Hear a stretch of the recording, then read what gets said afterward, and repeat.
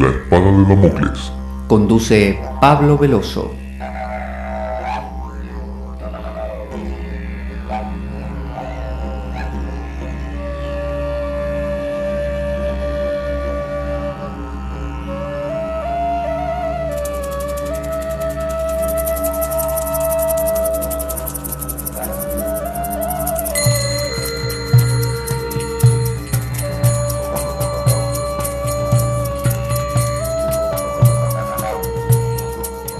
Tal como lo cortés no quita lo valiente, así lo hilarante no quita lo profundo. Y dado que la vida es un juego, aquí comienza La espada de Damocles. La ficción más real que puedas concebir. La espada de Damocles es un programa que por mera falta de objetividad cree ser diferente. Personajes mitológicos salidos de los más profundos avernos. Leyendas escabrosas y sin sentido. Curiosidades inquietantes e inútiles. Historias antiguas malversadas por nuestra incapacidad de entendimiento. Y cuentos carentes de profundo significado. También pretenderemos sin el menor éxito entender al ser humano en toda su dimensión. En suma, si quieres desperdiciar tu vida, aquí comienza La espada de Damocles, la ficción más real que puedas concebir. La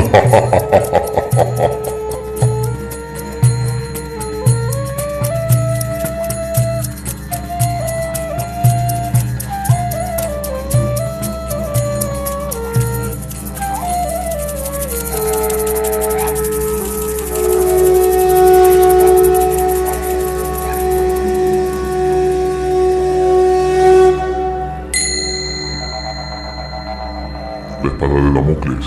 Conduce Pablo Veloso.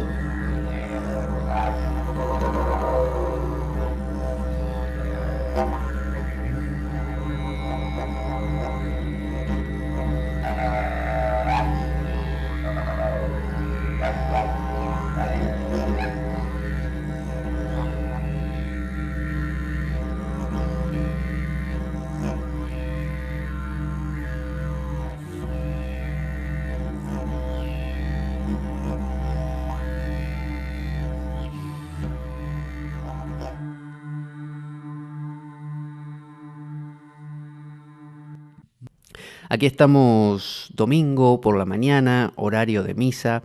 Estamos aquí en la biblioteca pecando, ¿no? Porque no estamos donde deberíamos estar, en la Biblioteca Pública del Fontane, en Oviedo. Y tenemos la tercera parte del programa del Puer.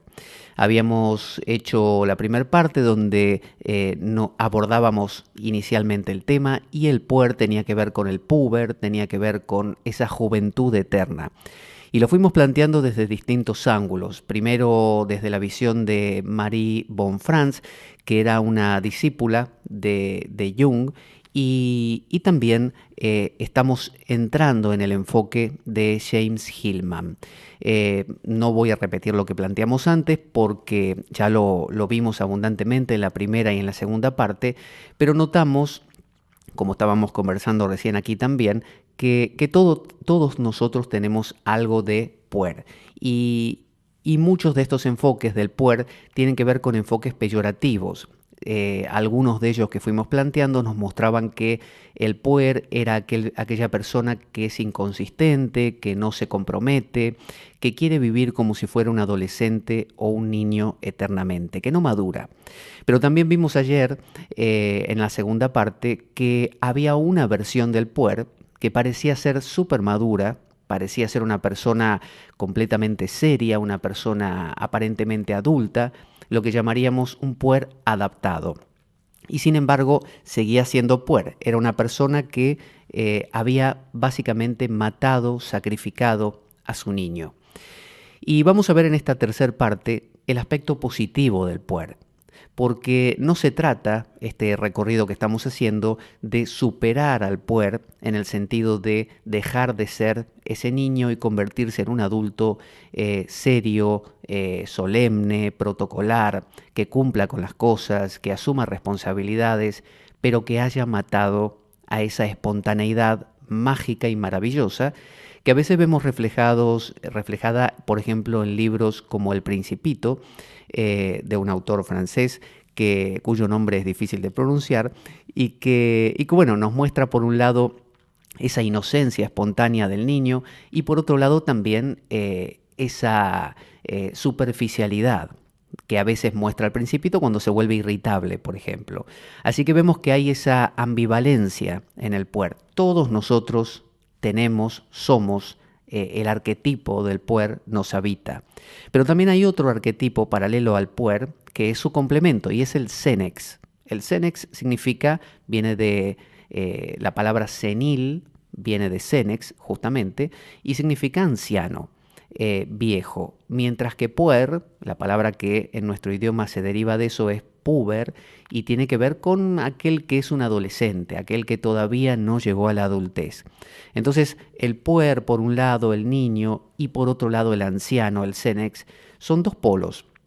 Pero como siempre en la vida no se trata de optar, no se trata de que uno sea una cosa o la otra, sino que tal como sucede en los mandalas astrológicos, se trata de un y, esto y lo otro. Entonces se trata de ser el puer, pero también ser el senex. Es decir, si yo soy solo senex, me convierto en una persona seria, desterrando al niño, ese niño que destierro va a parar a mi inconsciente y acaba poseyéndome desde el inconsciente y ya vimos que ese sería el aparente puer adaptado, aquella persona que cumple todas sus funciones, ha matado a su niño y su niño lo posee de maneras de las más diversas, de repente siendo caprichoso, necesitando de la contención y del amor de los demás, desesperadamente. Siempre lo otro va a estar en el inconsciente. Entonces, de la misma manera, si me posiciono en el puer, el senex va a ir a parar a mi inconsciente y en el fondo voy a ser duro, voy a ser anquilosado como un anciano, aunque sea el puer, ahí vemos ese adolescente, aunque tenga 40 años, que pretende ser libre, pretende de que nada lo ate, pero en su libertad es estructurado. Es decir, nadie puede tocarle, dentro de su libertad, sus estructuras, ¿no? Él dice que es libre, que no cae en ninguna estructura, sin embargo, él es rígido en su libertad, en sus estructuras de libertad. Por lo tanto, inconscientemente está siendo poseído o comido por el senex, por el anciano. Entonces, el puer interior, el niño interior, es el self, el ser en potencia. Recordemos que Jung decía que si la vida es como un gran mandala, bueno, hay un centro, como en la carta natal astrológica. Ese centro es el self, el ser. Y él decía que el proceso de la individuación, el proceso de ir equilibrando y fluyendo con toda esta expresión de arquetipos, no se trataba tanto de tomar partido por un lado o por otro, sino por centrarse, por encontrar ese equilibrio en el medio. Cosa que Hillman no está tan de acuerdo con esto, sino que le ha dado ese vuelco del que hablamos alguna vez, que consiste en tampoco tomar posición, pero sí dejarse arrastrar de ese centro hacia los laterales tantas veces como eso suceda. No oponer resistencia a la, digamos, a la habitación o inhabitación, se diría, de los arquetipos hacia nuestra vida. Es decir, permitir que nos arrastren, permitir que se produzca una armonía en el movimiento. Y en ese movimiento hay aprendizaje. Pero el aprendizaje ocurre siempre desde el niño. Aquella persona que mata a su niño, aquella persona que se vuelve un niño superficial, en cualquiera de estas ocasiones, pierde la posibilidad de ser ese puer eternus, ese niño divino, y se convierte simplemente o en un niño que no se compromete o en un anciano que se anquilosa, habiendo matado o pretendido matar a su niño. Entonces vemos en las mitologías del mundo personajes como Jesús, Krishna, Dionisos también, que tienen su faceta de niño. Y a lo largo de los siglos y de los milenios seguimos todavía adorando al niño Jesús, por ejemplo, al niño Krishna. En la India hay una de las formas de Krishna que es el bebé Krishna, y se cuentan historias de él, muchísimas, la gente se enternece, lo mismo el niño Jesús, que mucha gente adora específicamente al niño Jesús, y cada Navidad, cuando se da ese nacimiento, nos da esa ternura del niño y la idea de que algo nace. Es decir, el niño sigue existiendo en nuestras vidas. Y es por eso que en las películas nos encantan las personas que son como ese puer eternus. A veces en sus formas distorsionadas, como hablamos ayer, como el James Bond que nunca se compromete con ninguna chica, el James Bond que es especial, es un agente especial, como ningún otro, es narcisista. Bueno, lo elegimos aunque sea como sustituto del que debería ser. El que debería ser es el niño divino, es aquel héroe que realmente sí rompe estructuras, sí mata dragones y realmente alcanza aquello que es la individuación, alcanza la posibilidad de desprenderse de la madre. Y hablamos ayer de que la madre no necesita ser una madre buena, puede ser una madre cruel y mala. En cualquier caso, es buscar una independencia. Y eso solo puede lograrse a través del niño. Pero vamos a examinarlo con más detalle.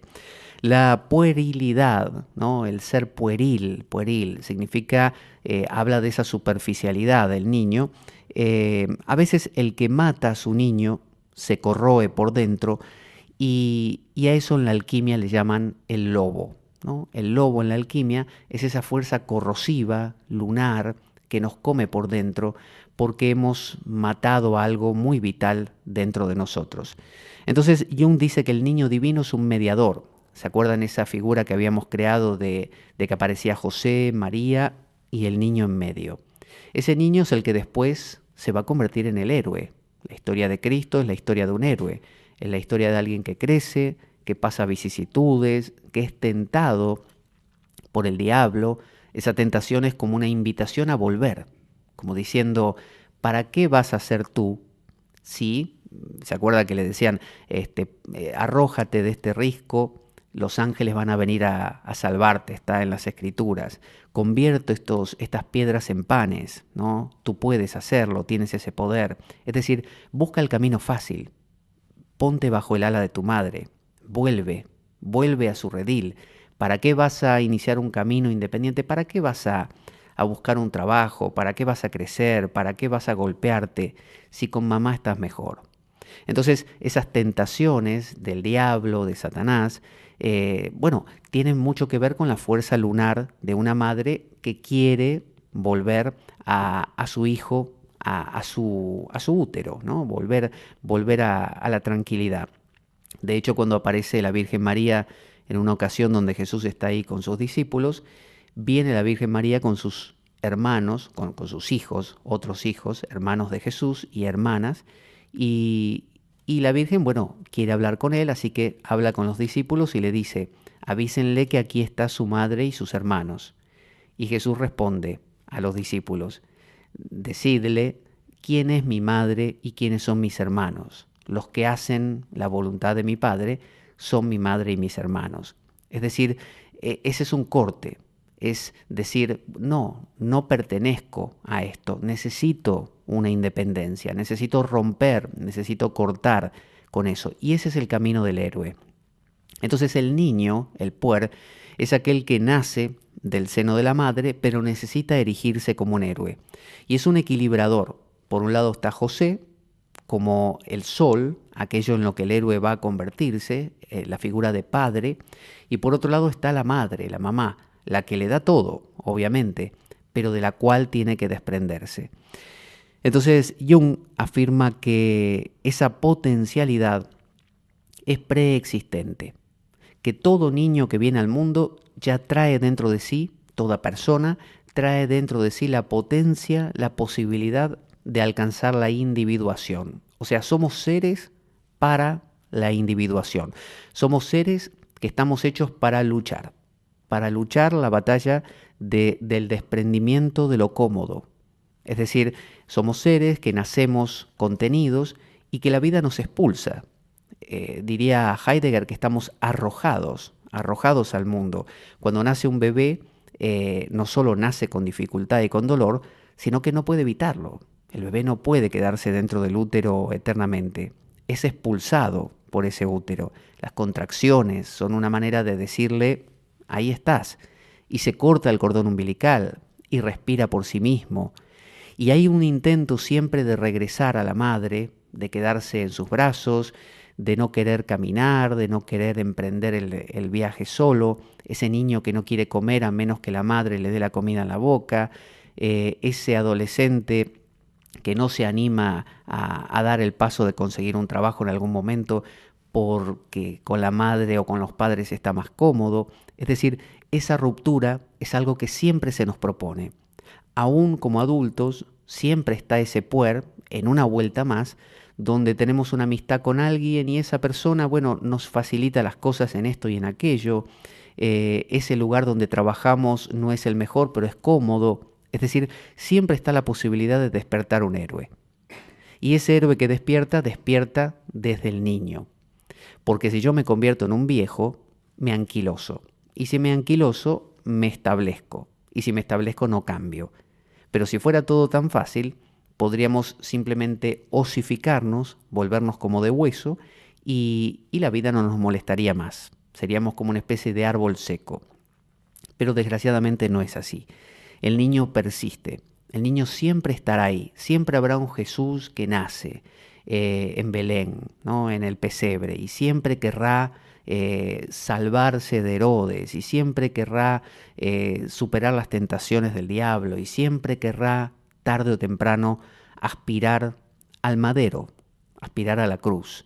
Ese es el final del héroe. El héroe busca realmente cumplir su misión. Eso es lo que cada ser humano lleva dentro de sí. Y eso mismo es lo que genera la frustración. Cuando eso no ocurre, porque no lo permitimos, porque nos quedamos con lo cómodo, bueno, es como si nosotros mismos nos estuviéramos lastimando, porque estamos como intentando postergar lo impostergable. Entonces, soñar con niños, uno puede soñar con un bebé, soñar con un niño pequeño, nos habla de la necesidad de ese niño interior en nosotros de surgir, ¿no? Cuando uno tiene sueños con un niño sobre todo desvalido, un niño que le pasan cosas, que llora, que quedó ahí a la vera del camino, bueno, nos habla de que nuestro niño tiene muchas ganas de aparecer, de surgir. Normalmente el proceso ocurre así. Lo inconsciente, que es la madre, la gran diosa, ¿no? O Yahvé, el Dios que crea la humanidad, o la Virgen María, ¿no? Si queremos dentro del mito cristiano, da a luz un bebé, da a luz a alguien, así como la vida nos da a luz a nosotros. Ese bebé trae la potencia de integración, trae la potencia de potencialmente llegar a ser todo, llegar a ser alguien, desprenderse, cortar el cordón umbilical. Ese es ese Jesús que nace en el pesebre, con todo eso en potencia, porque podría haberse coartado, podría haber dicho Jesús, no, mejor me quedo de carpintero acá con José, con María, tengo mi plato de comida asegurado, tengo un trabajo, ¿para qué me voy a ir a lugares tan lejanos? Vivo en Galilea, que es una provincia olvidada, ¿qué me voy a ir a Jerusalén, por ejemplo? Que es como la gran urbe donde nadie me conoce, donde voy a tener desafíos tras otros, donde están los maestros de la ley, gente preparada, de ciudad. Yo soy gente de campo, más rural. ¿Qué voy a hacer ahí? ¿Por qué no me quedo acá y vivo feliz? Pero no, él y el mito, y por eso nos atrae ese mito, él decía, quiero cumplir, ¿no?, lo que decían los salmos, ¿no? Por eso a cada rato decía, esto sea, o en los evangelios dice, esto lo hizo para que se cumpliera lo que decía el profeta Isaías cuando dijo, no sé, tal cosa. O al final de su camino en el madero cuando dijo, todo está cumplido. Es decir, hay un sentimiento en todo ser humano de que debemos cumplir unos ciertos pasos. Como decía Hillman, esa bellota que todos somos, con esa pretensión de convertirse en roble. ¿Una bellota puede no convertirse en roble? Claro, una bellota puede quedarse en bellota, una semilla puede quedarse en semilla. Mucha gente se queda a mitad de camino porque quiere, porque le es más fácil. Y alguien diría, bueno, esa vida es más conveniente. No hacen tanto esfuerzo, no tienen que contradicciones. Bueno, pero hay un gran sufrimiento, que es el sufrimiento de saberse rezagado, saber que no di ese paso que debería haber dado, ¿no? Es esa especie de peso moral, ¿no? De haber rechazado ese imperativo de debo, ¿no? En la película La Última Tentación de Cristo vemos al personaje también tener esta dicotomía donde yo lo revelo como un spoiler la película porque es una película vieja, si no, no lo contaría. Que en una escena casi final está Jesús en la cruz y aparece un ángel y le sugiere, mira, si quieres puedes bajarte de esa cruz e iniciar una vida familiar. ¿Para qué vas a sufrir?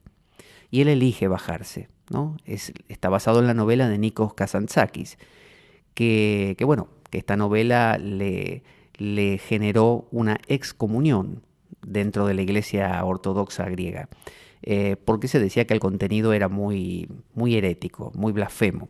Entonces, bueno, se baja Jesús, se casa con María Magdalena, tiene hijos, y en un momento, cuando ya es viejo, en esta historia paralela que el ángel le dio la posibilidad, cuando ya está muy viejo, él ve a Jerusalén incendiada, como ve todo lo que él podría haber hecho y en lo que podría haber participado y no lo hizo.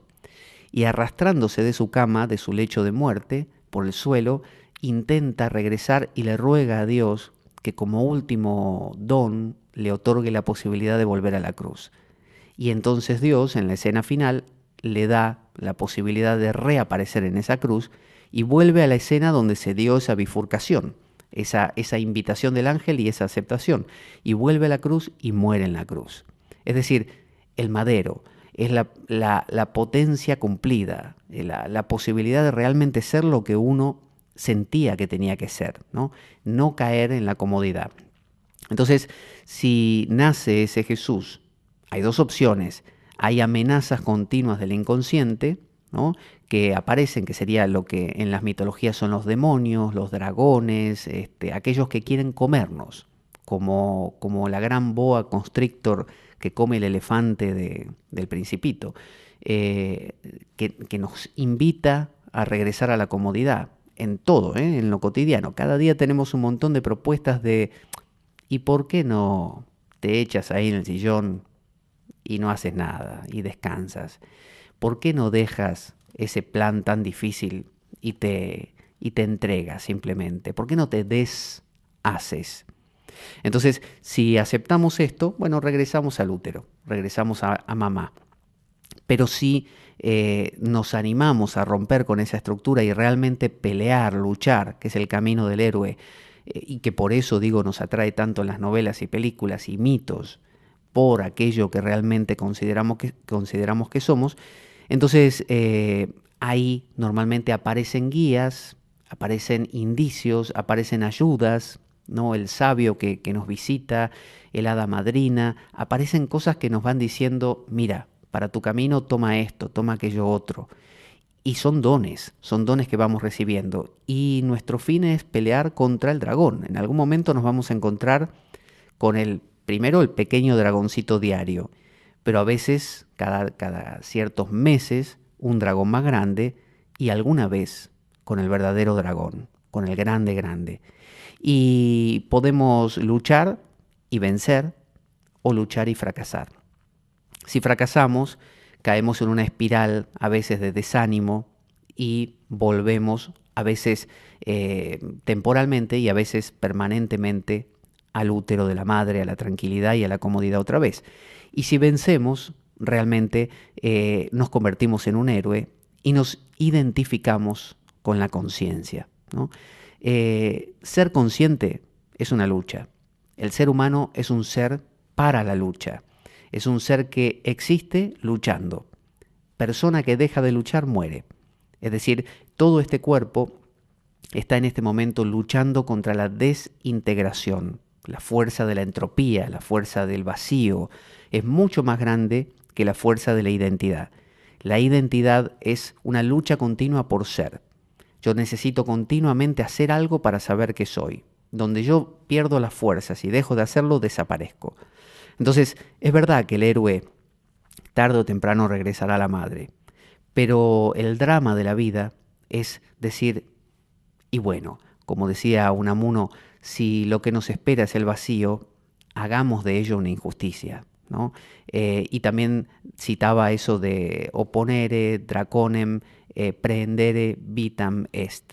Es decir, luchar contra el dragón es crear la sensación de estar vivo, ¿no? Crear la vida. Hay que luchar contra el dragón para existir. Quien no lucha directamente no sabe que existe, por lo tanto no existe. Entonces, el puer está continuamente en esa dicotomía de volver al inconsciente a través de esa inflación. Yo hablaba de la inflación, de hincharse. Inflarse significa como cuando uno lo inflan diciéndole qué bueno que uno es. Bueno, uno puede inflarse con la actitud de niño, identificarse con la actitud de niño y decirle a mamá, soy tu hijo, aquí estoy y voy a ser por siempre tuyo. Si uno hace eso, uno se ha identificado con la figura del puer, del niño, y no del héroe. Es un niño que en lugar de haber evolucionado a héroe, evolucionó a más niño y se ha quedado pegado a la madre y no ha desprendido. O también puede ser que haga lo otro, que es crecer y ser una conciencia separada de la madre, separada de lo inconsciente. Entonces recordemos eso, ser es luchar, dejar de luchar es desaparecer. Entonces, el puer, habíamos visto en ocasiones anteriores, podía ser el puer neurótico de complejo materno que podía rebotar, ya lo aclaramos muy bien, entre el don Juan superficial, el solterón que no se quiere comprometer, el homosexual que rechaza la posibilidad de encontrar una figura femenina.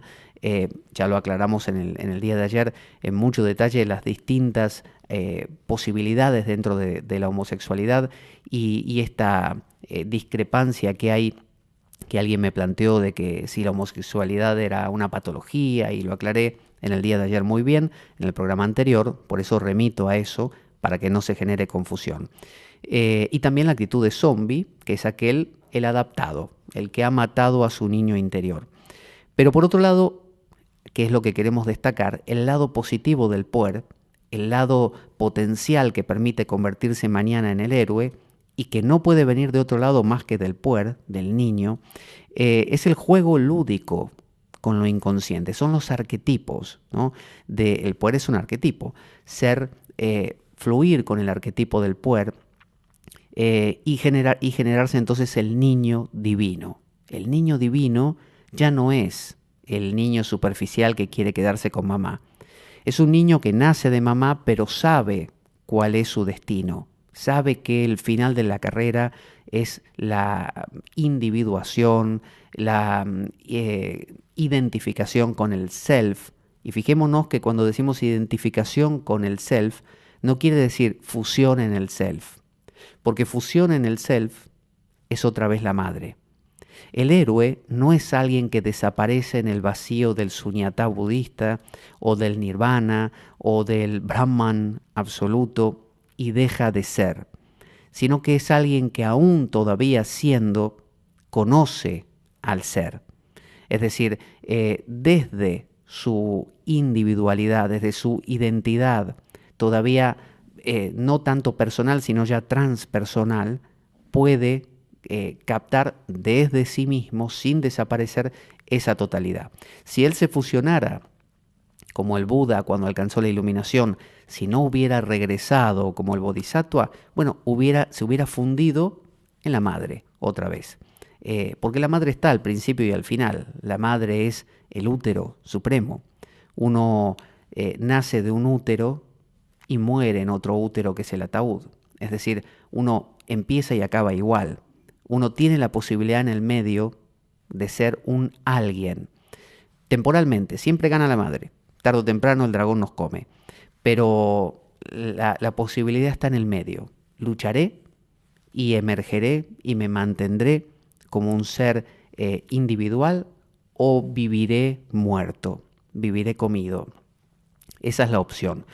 Esa posibilidad siempre nace desde el puer. El puer está siempre en el medio. Está todos los días ahí para nosotros como posibilidad de romper estructuras. El puer es el niño que es curioso y que le pregunta a la madre: mamá, ¿por qué la hierba es verde? ¿Por qué el sol alumbra? ¿Por qué, no sé, las personas crecen? ¿De dónde vine? Y cuando la madre le dice: viniste de, no sé, de la semillita, no sé qué, y dice: pero ¿cómo fue que esa semillita apareció? ¿Y de dónde vino, no sé, mi padre? ¿Y de dónde? Es decir, el niño es una pregunta constante, es movimiento constante. Lo contrario a eso es el Cenex, el anciano, el que ya lo da todo por sentado. La vida siempre que da cosas por sentadas y la vida siempre que sabe, muere, desaparece. El único que pregunta y está en marcha es el niño. Por eso el puer es la invitación a moverse. Como decía Antonio Oliver Montserrat, que me lo pasó un oyente y que me parece muy muy bueno y acertado sus intuiciones, él decía que un hombre, un ser humano, es un ser en movimiento. Un ser que se queda quieto, que deja de ser nómada, directamente no es humano. No es humano. No tiene ese estatus. El estatus de humano implica el movimiento. Entonces, la Madre Divina, el útero, es lo que llamaríamos el sol negro en la alquimia, el sol negro, o la luna, ¿no? La luna negra, la luna que no se manifiesta, mientras que el niño divino es el sol de mediodía. Entonces el sol de medianoche y el sol de mediodía, ambos polos son la madre y el niño. Entonces la Madre Divina, La espada de Damocles. conduce Pablo Veloso. El niño, cuando va creciendo, se va relacionando con distintas madres si es que hace el camino hacia el héroe. Primero va a ser la madre Eva, ¿no? Aquella madre del inicio.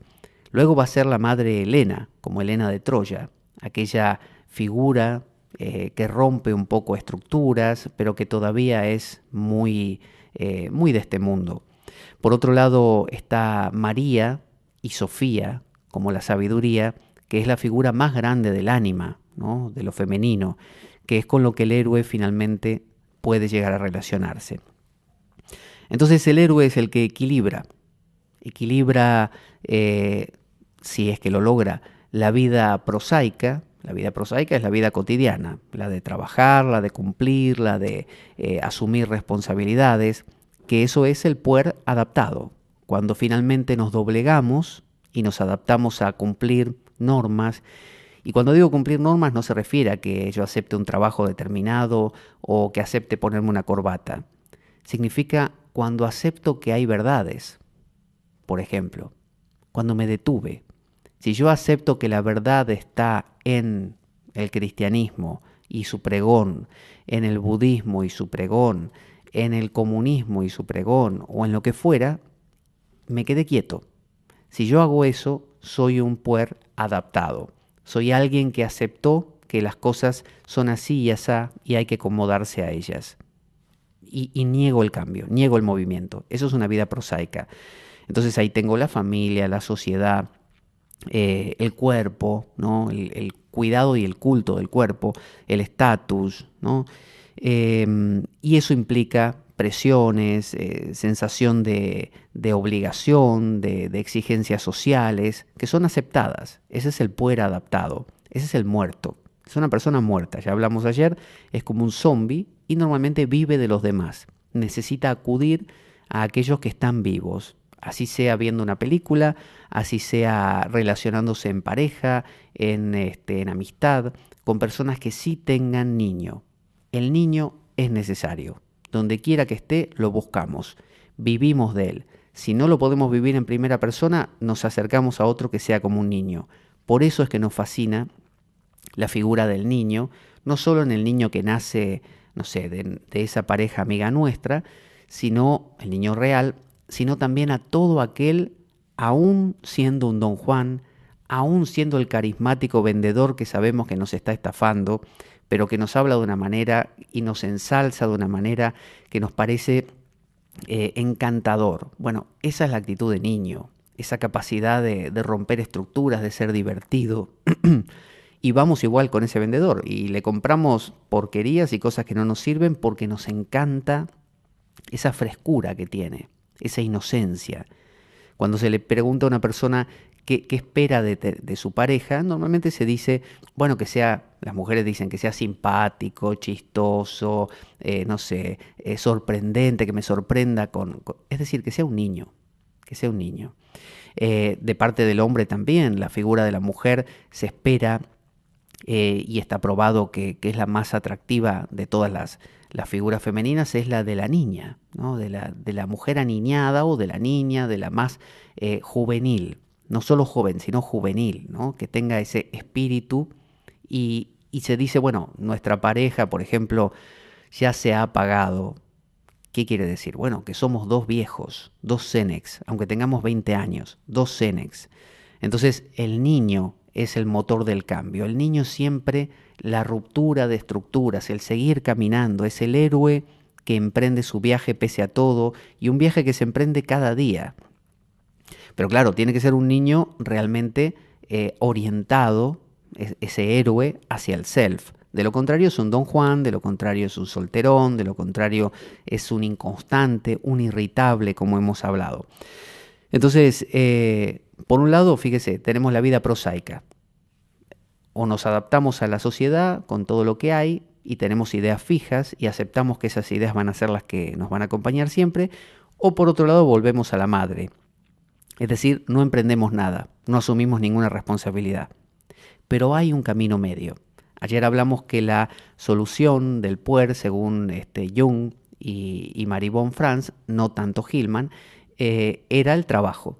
Es decir, el asumir responsabilidades, el acercarse al Cenex. Es decir, necesitamos el toque de Cenex porque es lo que complementa al puer. Un puer sin Cenex se pierde, es volado. Un Cenex sin puer se anquilosa. Entonces necesitamos el trabajo. Necesitamos hacer aquellas cosas que no nos gusta hacer, sistemáticamente, ¿eh? Me refiero a tener que darse cuenta de que la vida implica hacer cosas que no son divertidas, a veces durante un tiempo largo. Entonces esa es la figura de la cruz.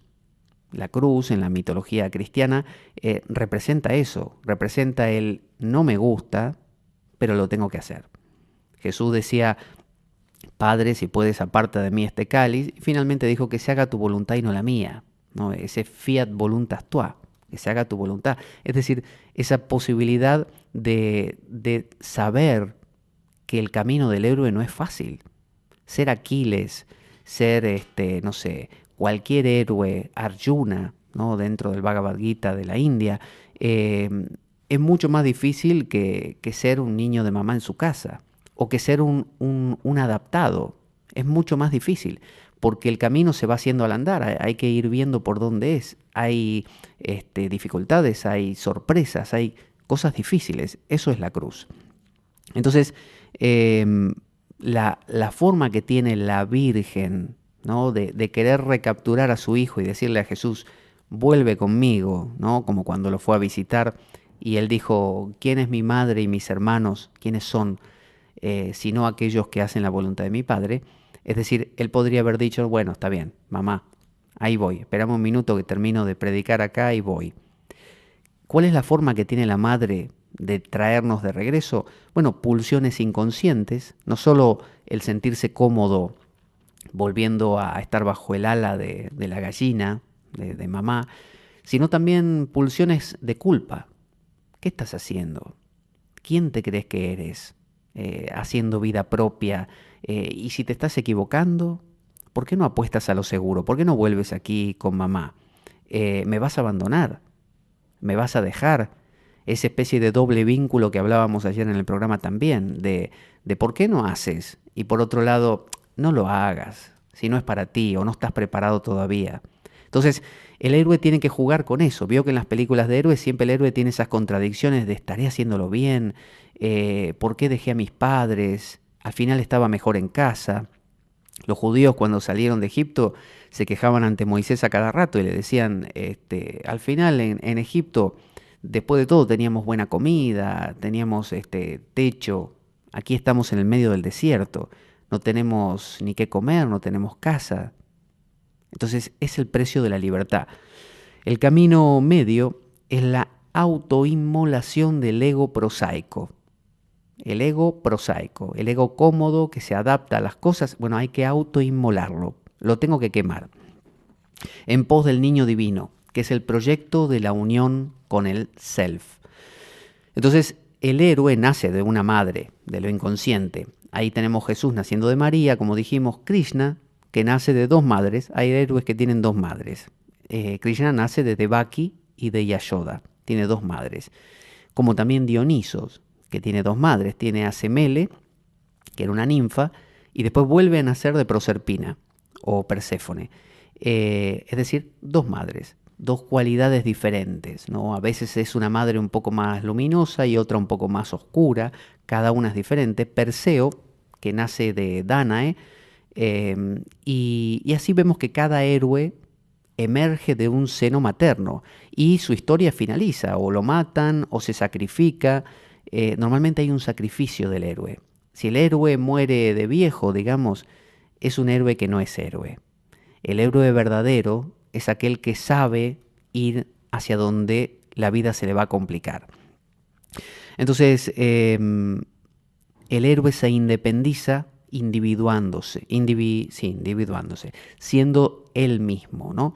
Y para eso necesita morir, sufrir, ¿no? Necesita mutar. Es un héroe, cualquiera de nosotros, que necesita conocer la idea de sacrificio. Hoy en día, mortificación nos suena mal. Nos parece mortificarse, darse con una fusta, los cilicios, decimos San Francisco de Asís le ponía agua y ceniza a la comida para que no tenga sabor, los franciscanos se morían de frío andando descalzos, qué sé yo, San Juan de la Cruz, Santa Teresa de Ávila, gente loca, decimos hoy, porque pudiendo vivir una vida de salud, no, elegían vivir una vida de extremos. El héroe es extremista, el héroe busca los extremos, pero no un extremo sin cabeza, ¿no? Como ya veremos, por ejemplo, en la película Into the Wild, donde esta película de Sean Penn, donde el personaje es un puer que busca huir simplemente, busca ser libre de todo y que nada lo atrape ni lo afecte, y sí, se expone a cosas muy graves y finalmente termina muerto. Muerto por algo que quizá no justificaba ese tipo de muerte. No es una muerte sagrada, no es una muerte por una trascendencia, es simplemente una muerte por una huida de lo prosaico, ¿no? de todo lo que sean responsabilidades. Entonces el héroe necesita autoinmolarse. En astrología eso es Saturno, eso es el Cenex. El viejo es el que fastidia al adolescente y le dice: tienes que estudiar, tienes que trabajar, tienes que esforzarte, tienes que ir a la cruz. La cruz es Saturno, es el tiempo te come, ¿no? El tiempo se acaba, es tu tiempo, tienes que hacerlo. Eso es Saturno. El héroe normalmente, cuando deja de ser el niño, el puer, es el sol, el héroe, el sol que emerge, es Apolo, ¿no? El gran dios Apolinio, arrogante, soberbio, el mejor de todos, pero le falta algo, le falta la maduración que da el tiempo. El tiempo es, dice el Bhagavad Gita, es el que todo lo engulle, pero todo lo madura también. Entonces, el héroe se autoinmola luchando contra el dragón. Se anima a vivir una vida de lucha. Esa lucha es la cruz de un Cristo, es el árbol de Odín. Acuérdese Odín, el de los vikingos. Él, para obtener las runas, que es el alfabeto nórdico, ¿qué hizo? Las runas creo que se llaman de Futark, una cosa así, se clavó él mismo, o se colgó, no me acuerdo, creo que era clavado contra un árbol. Y estuvo ahí, pero meses y meses, hasta que se le revelaron las runas. Y tuvo que sacrificar un ojo. Por eso Odín es tuerto, perdió un ojo. Entonces, el puer normalmente no quiere hacer sacrificios. Para que haga sacrificios tiene que convertirse en héroe, evolucionar hacia de ser un Mercurio astrológico a ser un Sol, pero después tiene que dar un paso más y acercarse a Saturno, al viejo, hacer el Cenex y decir, sí, voy a sacrificar mi, no sé, juventud, mi poder, mi gloria, mi fama, mi belleza, en pos de lo que sé que vale la pena. Eh, Perseo, por ejemplo, tuvo que también hacer sacrificios matando a la medusa. Perseo se hubiera quedado más tranquilo en su casa, pero no, él tuvo que ir a matar a la medusa Gorgona. Cronos, Saturno mismo en la mitología, tuvo que perdón, Zeus tuvo que pelear contra Cronos, contra su padre, y vencerlo, desterrarlo. Krishna tuvo que pelear contra Kamsa. Krishna estaba muy bien en donde vivía, en Goloka, en Brindavan. Él vivía tranquilo ahí. O Gokula, no me acuerdo, porque uno es el celestial y otro es el terrenal. Él vivía tranquilo, como un pastorcito, con sus noviecitas y todo eso. ¿Y qué hizo él? Bueno, tuvo que ir hasta la ciudad, digamos, principal a pelear contra un tipo llamado Kamsa para vencerlo. Y lo hizo, y lo mató. De la misma manera, Rama, de la mitología hindú también, tiene que pelear contra Ravana. Y es un monstruo con un montón de cabezas y le raptan a la esposa y finalmente lo vence. Entonces hay una lucha y al vencer se obtienen dones. Por ejemplo, Zeus obtuvo el Olimpo y se convirtió en el rey del Olimpo. Odín, como dijimos, obtuvo sus runas, que es la sabiduría. Jesús obtuvo la posibilidad de estar sentado a la derecha del Padre. Krishna obtuvo el reino de esa ciudad que gobernaba Kamsa y se convirtió en el rey. Perseo obtuvo el amor de Andrómeda y Rama rescató a su esposa Sita, la recuperó. Es decir, cuando se vence al dragón, el héroe obtiene dones. Pero para poder vencer al dragón, el héroe tiene que perder algo. No podemos matar al dragón así impunemente. Para matar al dragón perdemos algo. Nos duele, hay sufrimiento, hay sacrificio, algo pasa. Y ahí se vence al pecado original. El pecado original es quedar pegado a la madre. El pecado original es la comodidad. El pecado original es quedar en el seno materno para siempre. Entonces, el puer renacido es un puer que conjunta a Marte, la fuerza del guerrero Marte, el dios principal de Roma, con Saturno, con el anciano. Es decir, un héroe que tiene la madurez de un anciano. Si solo fuera madurez de anciano, sería anquilosado, adaptado. Si solo fuera héroe, sería torpe, sería bruto. Bueno, necesitan las dos cosas, Marte y Saturno. Entonces, por eso astrológicamente Marte se encuentra exaltado en Saturno, ¿no? En Capricornio. Ese es el verdadero hijo de la diosa. Y ahí el héroe tiene una relación nueva con la diosa. Ya ahora la diosa, el dragón, ya no es el dragón, ya no lo come. Ahora el héroe ha vencido al dragón, pero nunca vencer al dragón es matar al dragón. Normalmente en las películas cuando muere el malo, no muere, queda como por ahí flotando, no se destruye. Ahora el héroe lo incorpora, obtiene sus dones, su fuerza. El héroe sabe que tarde o temprano eso va a volver. Entonces, salir de la diosa como comedora y relacionarse con la diosa como la madre divina. Y ahí aparecen las figuras, ya sea de Kali como la diosa trascendental, o la Shakti o la Shekinah de los judíos, es decir, como esa energía femenina que todo lo impregna, Maya, que se convierte, la gran ilusión que se convierte de Mahamaya, la energía que me engaña, en Vidya Maya, la energía de la sabiduría. Entonces hay una relación nueva con la madre a partir de ahí, incestuosa. Es decir, una relación casi como de marido con la madre. Y la madre inconsciente entonces, que intentaba envenenar al puer, paralizarlo, con culpas y todo ese tipo de cosas, el puer forja ahora un ego, y fijémonos eso, un ego. No es que desaparece su ego y queda como flotando en un miasma, porque si no sería otra vez presa de la madre.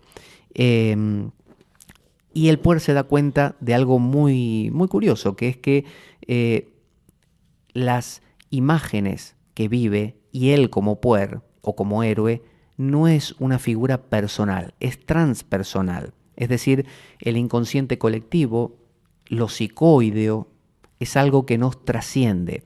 No soy yo ya un héroe personal, no es Cristo muriendo en la cruz porque se llama Jesús de Nazaret. No, ahora es el sacrificio para el mundo. Y además Cristo se da cuenta de que Él no se está sacrificando porque es algo que le ocurre a Él como miembro de la provincia de Galilea. Es algo que es un imperativo que lo trasciende. Por lo tanto, el arquetipo de Puer, el arquetipo de Senex nos impulsan. Entonces, en los sueños, lo inconsciente muchas veces se manifiesta como mujer. Soñamos con mujeres en distintas posiciones, por eso están las figuras de las moiras, las diosas del destino, las parcas, también Cloto, Láquesis y Átropo, que son las que cortan la cuerda del destino de las personas, las erinias, las horas, son figuras femeninas que van apareciendo en nuestros sueños y nos indican nuestra relación con lo femenino, seamos hombres o mujeres, da igual. Y nos damos cuenta a su vez que estamos sumergidos en un mundo de figuras arquetípicas que no controlamos. Yo no controlo realmente cuándo la madre me va a comer con más intensidad, cuándo voy a poder emerger como héroe. No es algo tan voluntario, sino que es algo que ese Buda que se sentó e hizo un voto solemne de estar ahí hasta la iluminación, en el fondo no fue una decisión personal.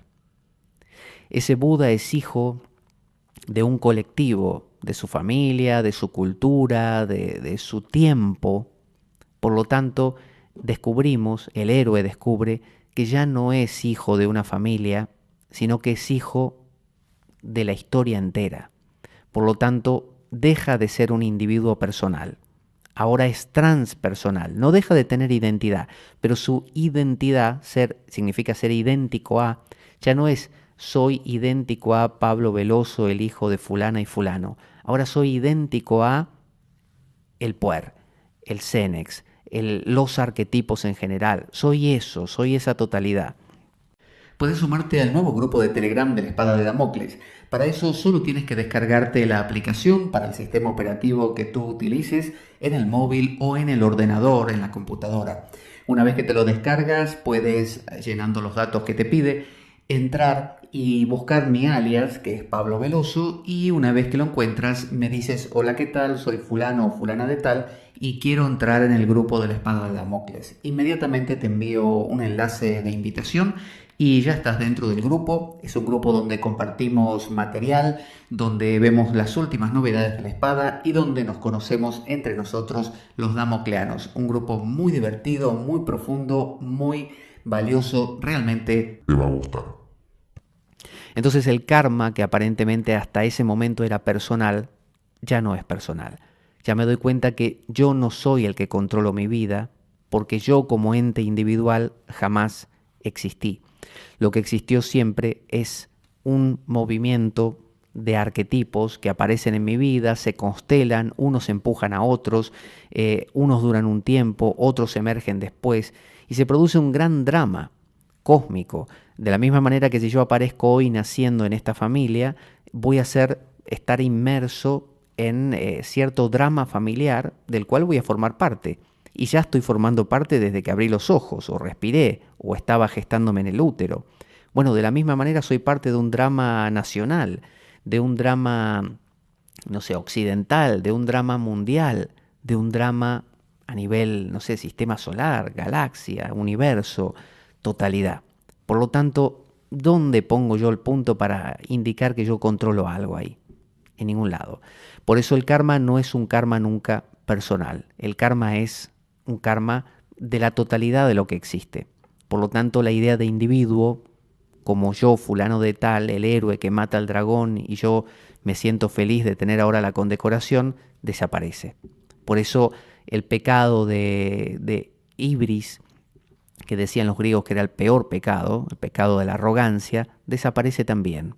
Porque no fui yo el que me convertí en el héroe que murió en el madero de la cruz, sino que fiat voluntas tua, hágase tu voluntad, no la mía, no hay mi voluntad. Entonces, todo problema personal que hasta ahora me aquejaba, mi sombra, mis miedos, mis angustias, me doy cuenta que es colectivo. Por empezar, es de toda mi familia. Así como yo puedo ver una familia donde los miembros, por su forma de constelar, enferman a otro, ¿no? Como por ejemplo el exorcismo de Emily Rose, ¿no? Esta película o ese libro donde probablemente esa chica fue llevada a tener esos síntomas, esa posesión, como simplemente una expresión de todo un drama familiar. Ella tenía que enfermarse, tenía que quizá expiar ciertas culpas que sentían el resto de la familia. Bueno, ella fue el chivo expiatorio. Hay chivos expiatorios todo el tiempo. Hay hijos que necesitan que su madre se vuelva violenta y la vuelven violenta, pero no son ellos los que la vuelven violenta, es todo el drama que se constela de esa manera. Entonces deja de haber malvados y buenos, ya no los hay, ya todos son igual, en tal caso, entre comillas, de culpables. Entonces si a mí me mata un asesino o si yo mato a otro, en el fondo es un drama de la totalidad. Claro que si voy a un juzgado y explico eso, voy a ir preso igual. Pero a lo que voy es que la concepción de estas cosas, cuando se las ve desde lo psicoideo, desde lo grande, y no ya del subspecia temporis, de lo pequeñito, bueno, empiezo a notarlo de esta forma. Y cambia la forma de vivir.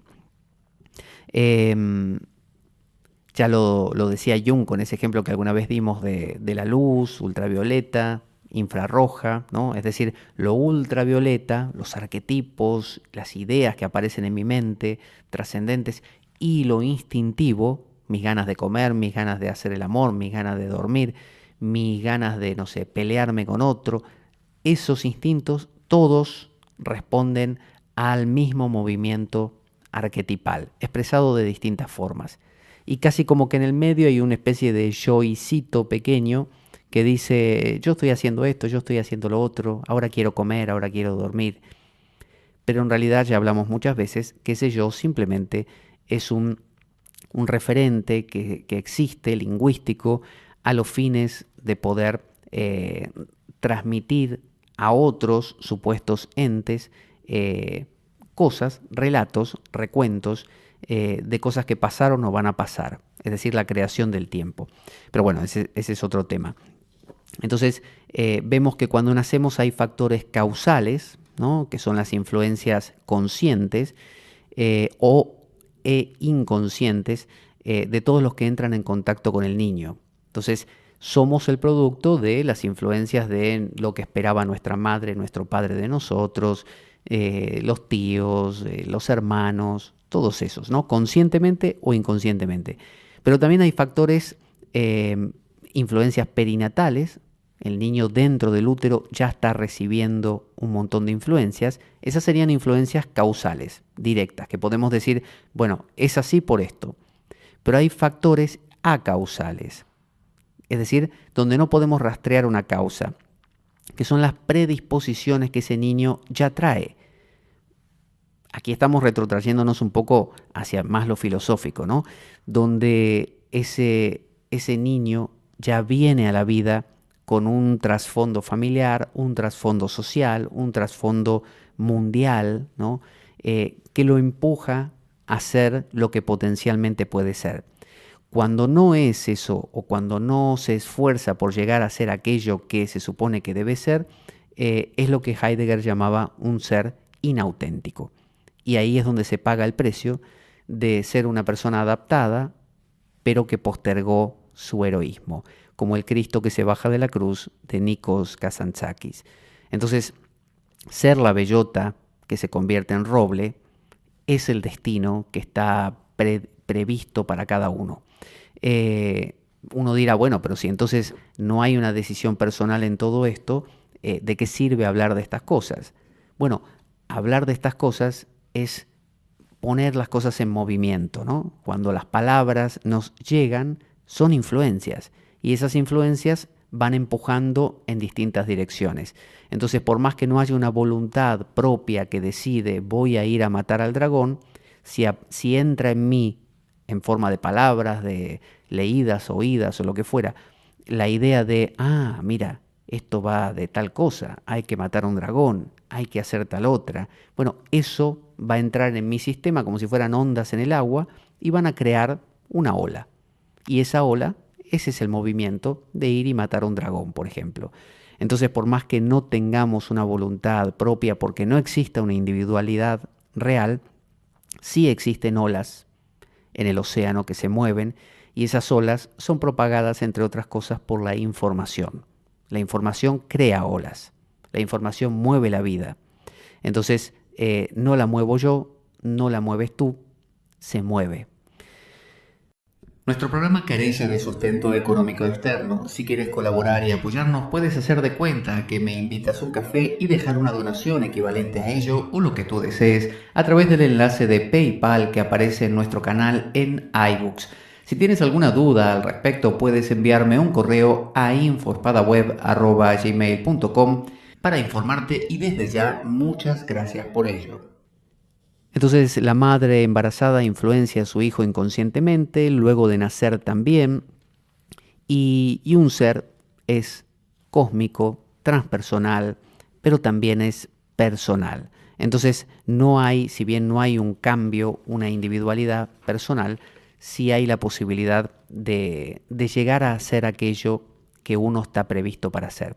Y ya para ir terminando, ya para acabar, quería hacer una referencia a un proceso que se refleja dentro del mandala astrológico, que comienza con la figura de Cáncer, el signo de Cáncer, que representa el útero. Cáncer es la madre, ¿no? La figura de Cáncer es como dos círculos con una colita cada uno y se cierran como si fueran un huevo. Bueno, esa es la figura de la madre que da a luz un hijo. Y ahí aparece Géminis, que es la figura de los gemelos que aparecen en tantas culturas, como Castor y Pólux, Rómulo y Remo, Mitra Varuna, Caín y Abel, Prometeo e Epimeteo, y Epimeteo su hermano, Osiris y Set, que alguna vez hablamos también. Y normalmente estos gemelos son uno mortal y otro inmortal, uno tonto y uno más inteligente, uno más independiente y el otro más dependiente, uno más temeroso y el otro más valiente. Es decir, esos gemelos son esa etapa de nuestra vida donde tenemos dos energías que nos tiran, una para volver para la madre y otra para realmente hacer camino. ¿Cuál vence? No lo sabemos, depende cada situación vital. La idea es que ese Géminis, ese hermano, ese gemelo, casi igual al otro pero no igual, sea capaz de matar a su hermano, en tal caso, como respuesta a la madre, e independizarse. Y ahí viene Tauro, que es como una especie de concreción, es el buey Apis de los egipcios, es Adonis, Osiris, Atis, Tamuz, que tenían que ver con esto, con hacerse toro, ¿no? Concretarse, estabilizarse, solidificarse, entrar en el mundo, salir de la madre y hacerse tierra. Y eso da, por último lugar, a Aries como la figura del héroe. Aries es Marte, es el héroe poderoso que ahora es él mismo. Se ha separado de la madre, se ha separado de Cáncer. Pero este héroe necesita para su maduración a Capricornio. Por eso decíamos, Marte se exalta en Capricornio. Entonces necesita ese héroe el toque de Saturno, el toque del anciano que le aconseja y le dice, no te vuelvas, no cometas el pecado del ibris, de ser un soberbio, como decían los griegos. No intentes como Belerofonte alcanzar el Olimpo volando sobre el lomo de Pegaso, sino que céntrate donde estás, trabaja desde donde estás, sacrifícate, aprende a ceder, y ahí aparece ese sabio que aparece en todas las películas, que va ayudando, al igual que el mago, ¿cómo se llama este? Del Señor de los Anillos, Gandalf, que va ayudando a madurar a Frodo, por ejemplo, que de otra manera es torpe o tiene sus arranques, y así en cada novela o película vemos que hay un sabio más viejo normalmente, con más experiencia, que ayuda a que los bríos de ese adolescente se vayan reencauzando. Por eso Cáncer como la madre, Géminis como la posibilidad divergente de volver o de arrancar, Tauro como la concreción, pero todavía muy patosa, muy lenta, Aries como la posibilidad realmente de ser la punta de lanza que inicia un viaje, pero con el toque de Capricornio que le da la madurez necesaria. Así que bueno, hasta aquí hemos visto la historia de nuestro Puer y Poela, y que ya retomaremos de algunas otras maneras para comprenderlo un poquito mejor, porque está conectado con muchas otras cosas. Para descargar nuestros programas grabados, puedes hacerlo a través de nuestra web www.espadaweb.blogspot.com. Puedes comunicarte a través de Twitter, @PabloJVeloso, enviarnos un correo a info@espadaweb@gmail.com, donde puedes contarnos opiniones, preguntas, sugerencias. También puedes participar y sumarte a nuestro grupo de Facebook llamado La Espada de Damocles. Puedes compartir nuestro programa libremente por la red y también subirlo a tus propios canales. Pero sobre todo, ¿sabes qué? No te lo puedes perder.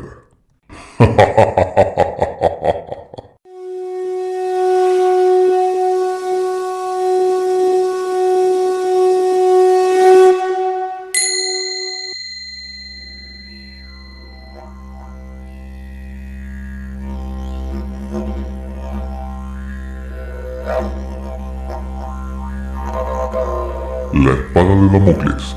Conduce Pablo Veloso.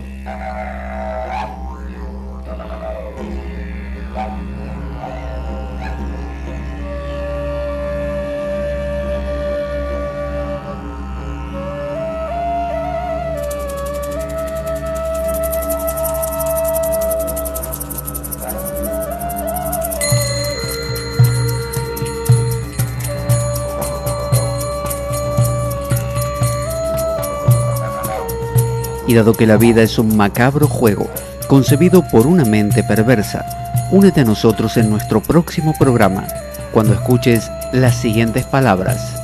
La Espada de Damocles, la ficción más real que puedas concebir. Buena vida para todos, buena semana y... ¡Avanti Damocleanos!